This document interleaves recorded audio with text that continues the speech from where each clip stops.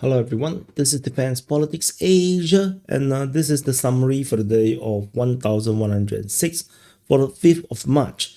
And for those that having birthday today, happy birthday to you.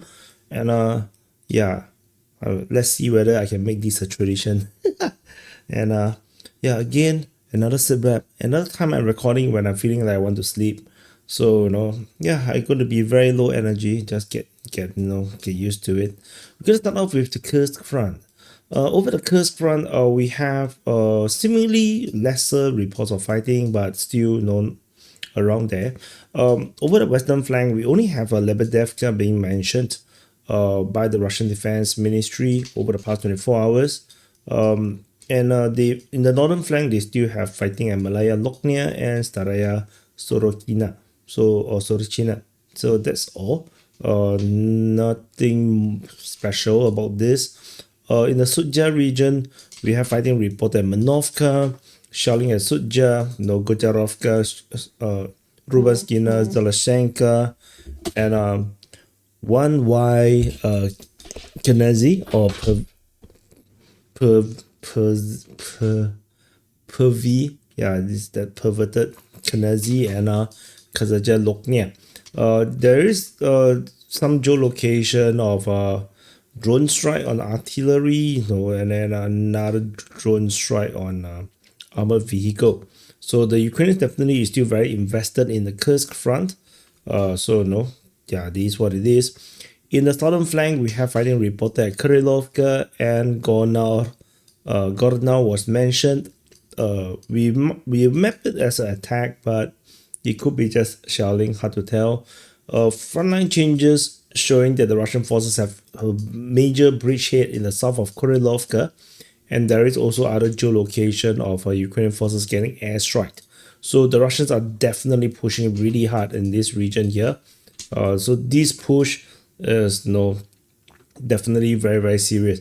This is not the first airstrike that we have seen. We have seen multiple airstrikes for the past weeks already that the Russians are hitting these forests. So definitely the Russians are now making their big move in this Kursk front. So that's over the Kursk front.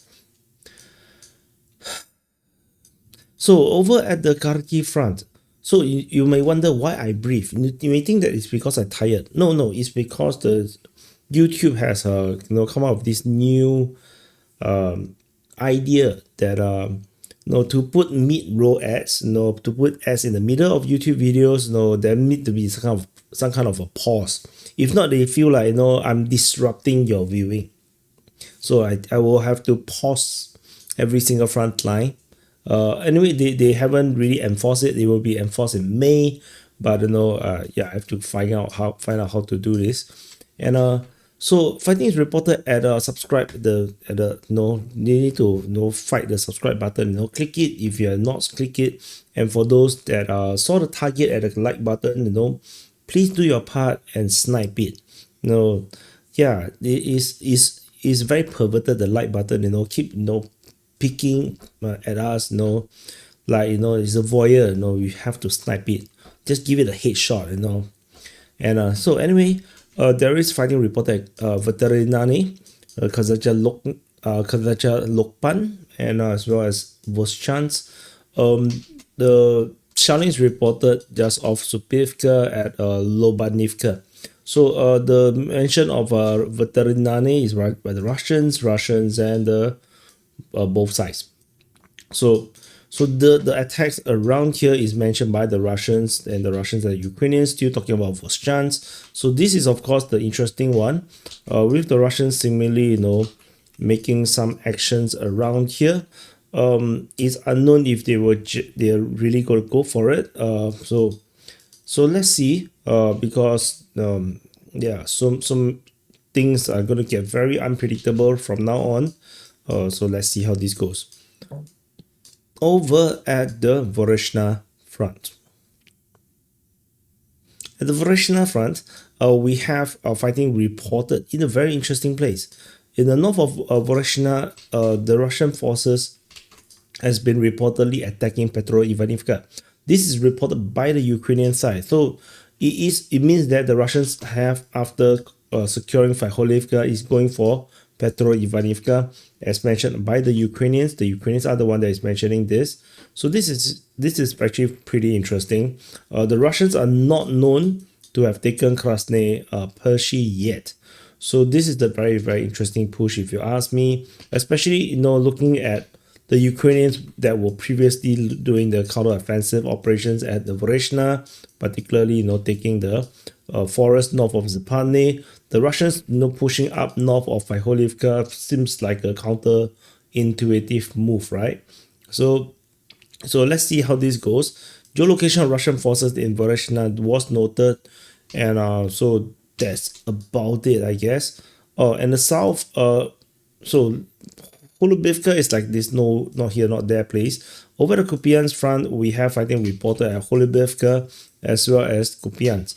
Volodivka is mentioned by the Ukrainians, Kupyansk is mentioned by the Russians. It could be the same thing, so the Ukrainians mentioned this, the Russians mentioned this. So interesting. Did I get it? Oh, yeah, I get it correct. So that's about it. The rest of the Kupyansk front lines looks pretty quiet, so that's all. Over at the Borova front. At the Borova front, we have Zaporizhzhia mentioned by the Ukrainians, and so the Russians allegedly attacked at Zaporizhzhia.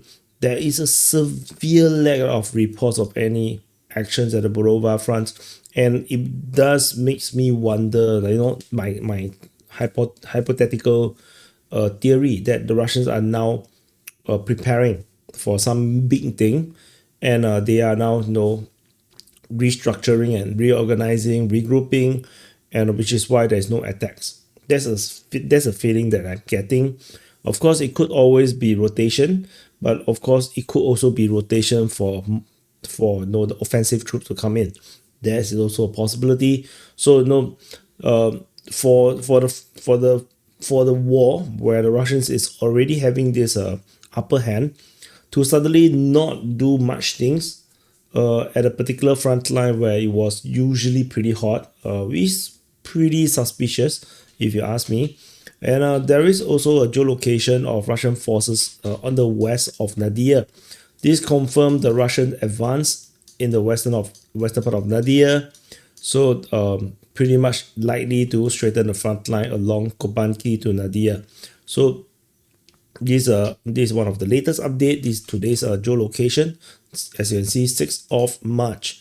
So that's all from this area. In the northern flank of the Lyman front, we have fighting reported at Novomikhailivka, Novolubivka, Novi, as well as Shandril-Holovy. So the mention is mentioned by the Ukrainians, Russians, Ukrainians, Russians. So Ukrainian, Russian, and this one is Ukrainian, Russian. So you can see this is the report as per it looks like this. So the Ukrainian seems to be focusing on this line of defense, whereas the Russians are a bit more like here and there.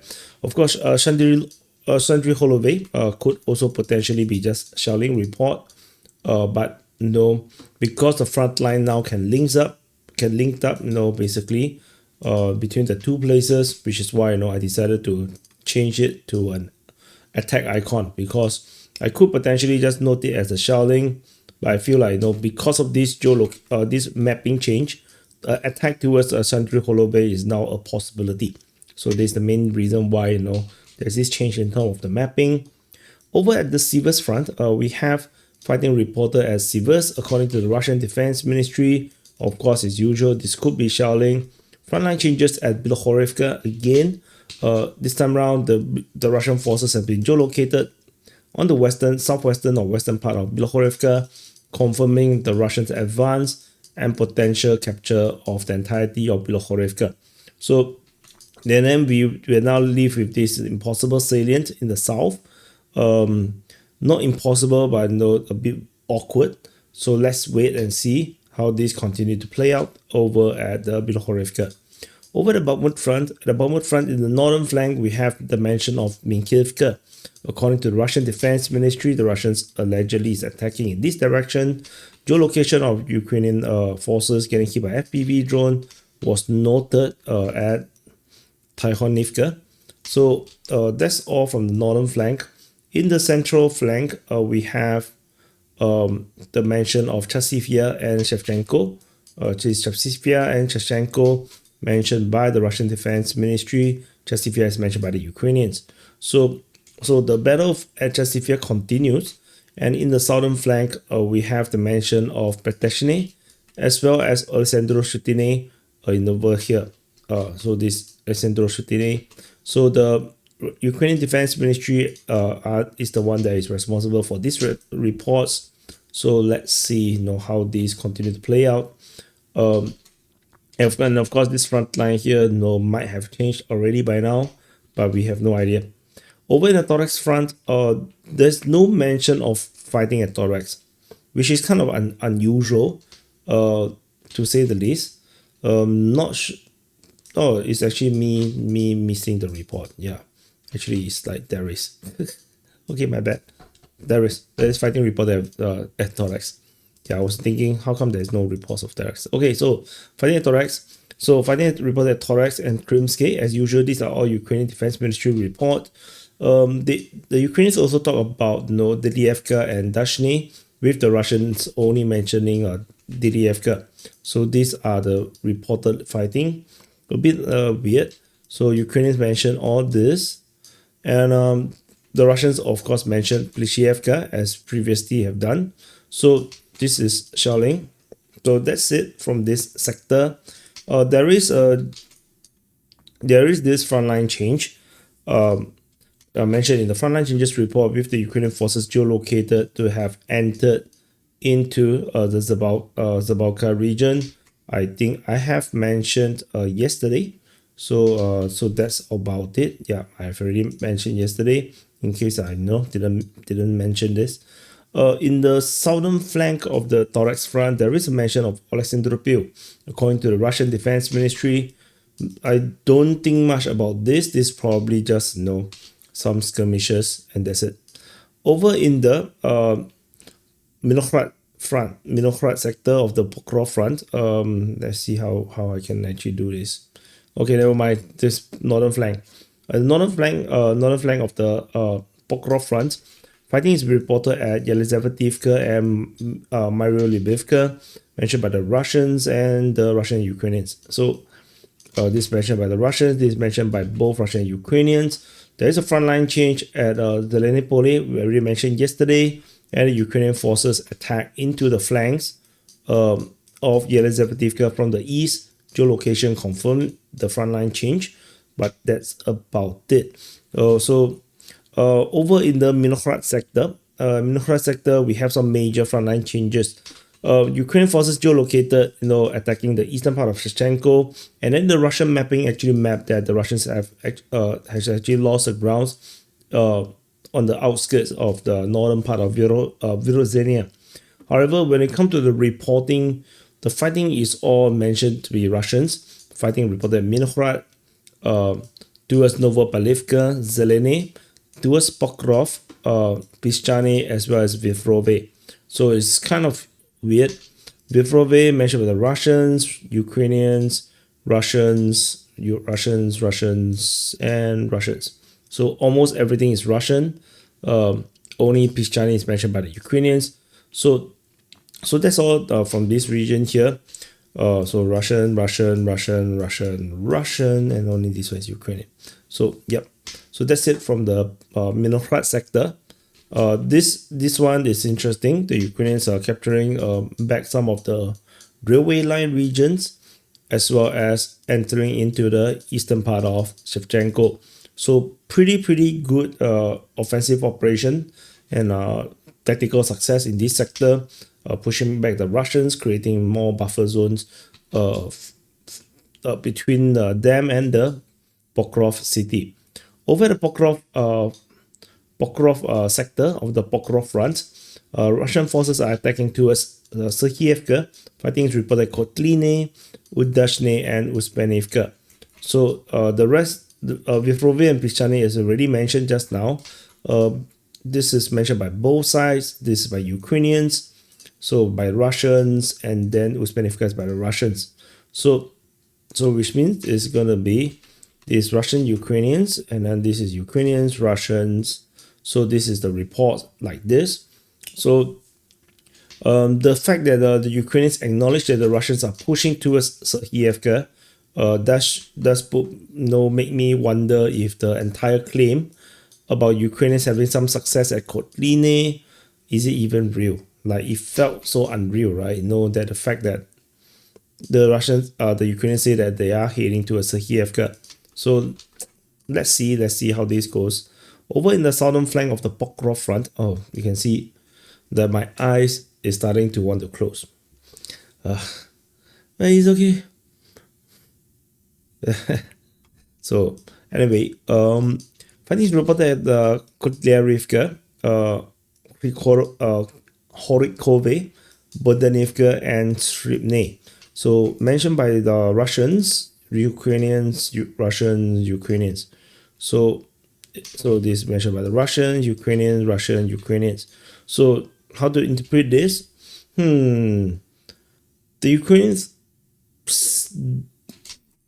this probably them shelling, because I haven't seen the Russians claim the capture of Troitsky.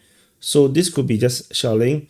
The Russians still feel like they're trapped at Sripne, whereas the Ukrainians are already talking about the Russians heading towards Kotlyarivka and towards Bodanivka, which is a sensible move because this is a pincer, like a flanking operation moving towards the border of Dnipro and Donetsk. So that's all. So over in the Andriivka front. At the Andriivka front, we have the claim by Russian source that they have captured Andriivka. Otherwise, this is by Ryba. The Russians are attacking at Andriivka, Constantinople, towards Oleksievka and towards Bakhmut.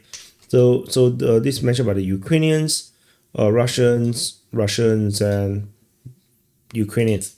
So so it's interesting. So these two is by the Ukrainians, these two is by the Russians. So the Russians definitely is now looking at they strongly believe that this is already taken, seemingly, or at least firm, more or less taken, and then they are already pushing towards the two other towns. So that is a possibility. So interesting.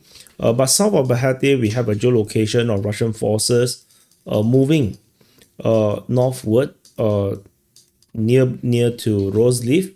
So this is interesting. This is one of the latest geolocation we have. So let's see how these continue to play out. Some distance. The distance traveled is around 2 kilometers. So this is pretty big distance to travel. But they are still pretty far away. They're still around 5 kilometers away from Bakhmut. So over in the Velyka Novosilka front, we are definitely can't see the Velyka Novosilka anymore. On the eastern side, we have fighting reported at Rozdone, Dnipro Energia, Skutne. Shelling is reported at Fedorivka, and Belatske is also mentioned. Some straightening of the front line claimed by the Russian mapping is noted, and then there is this FPV drone geolocations of Russians hitting Ukrainian forces by confirming Ukrainian presence in Vasily region and in the north and the town north of it.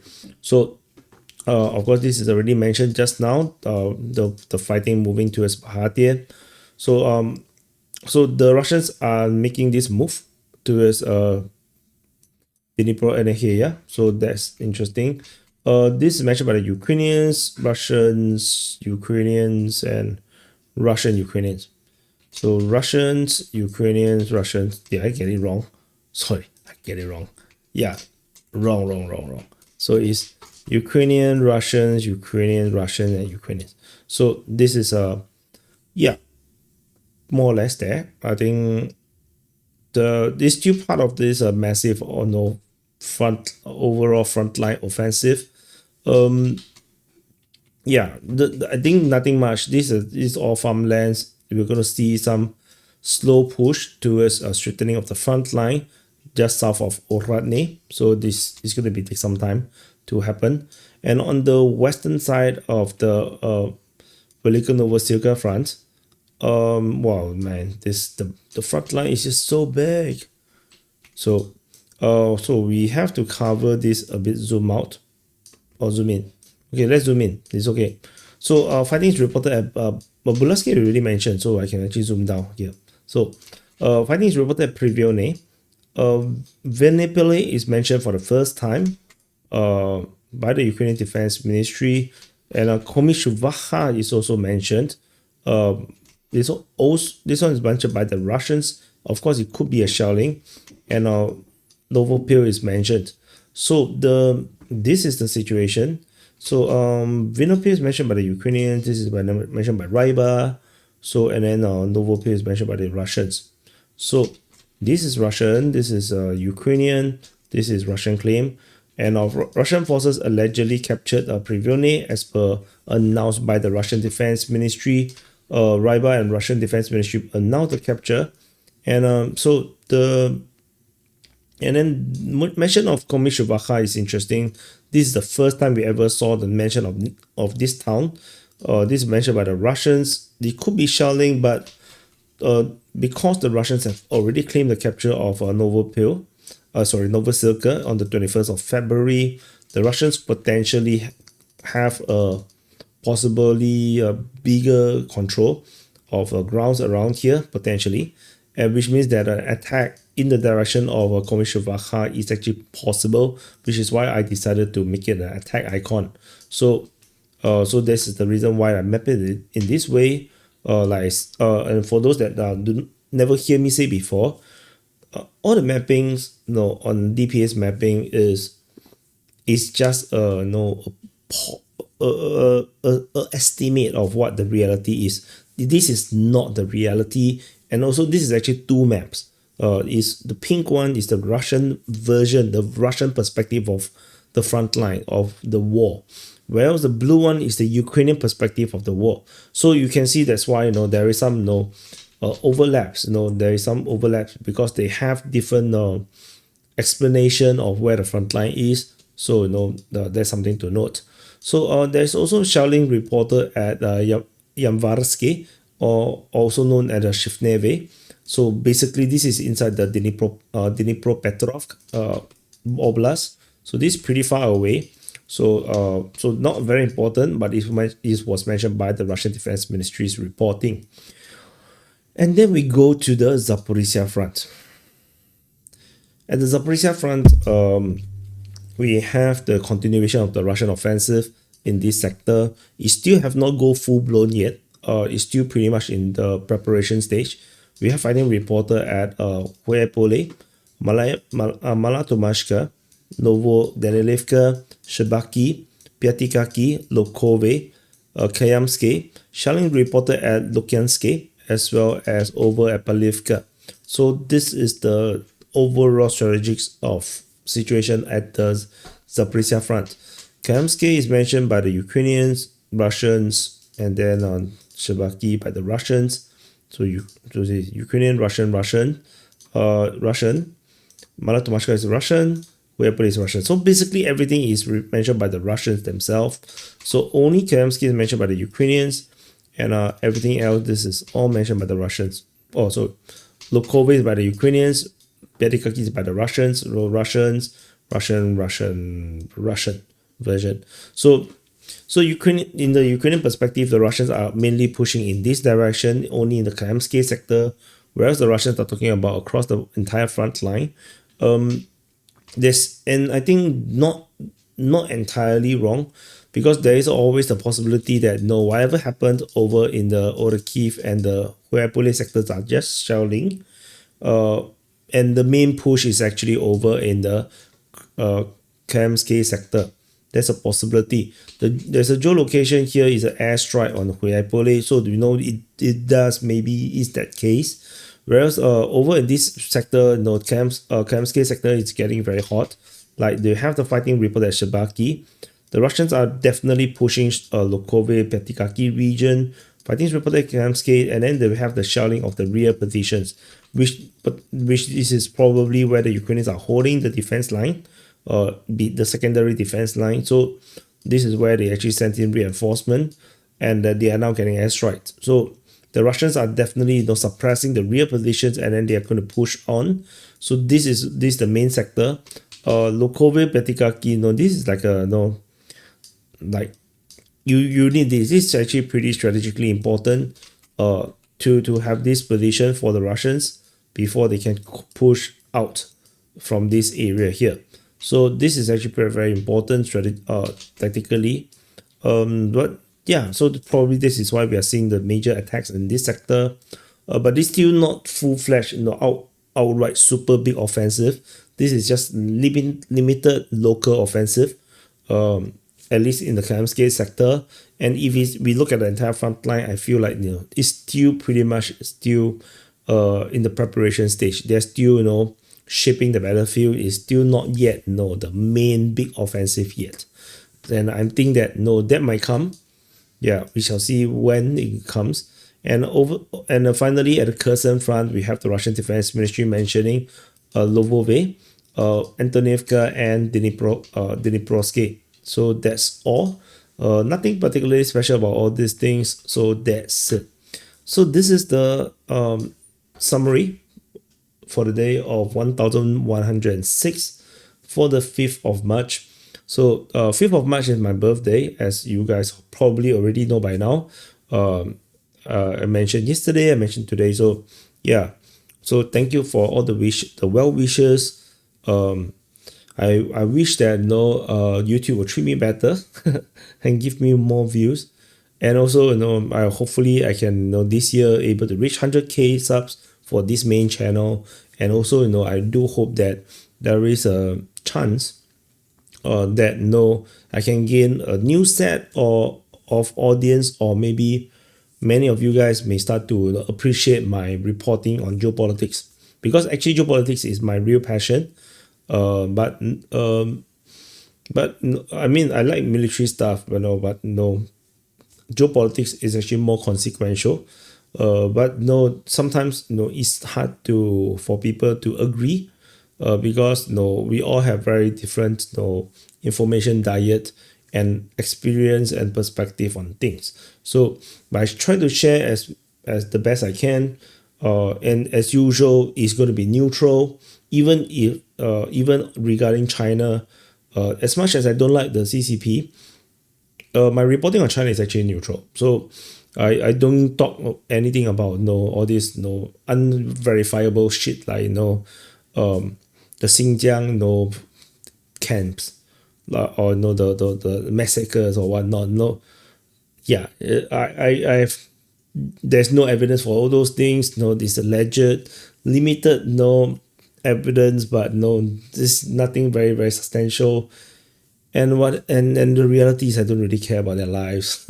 Like, you know, if I really want to care about it, then I should worry more about the people in Sudan, in Syria, you know, in Libya.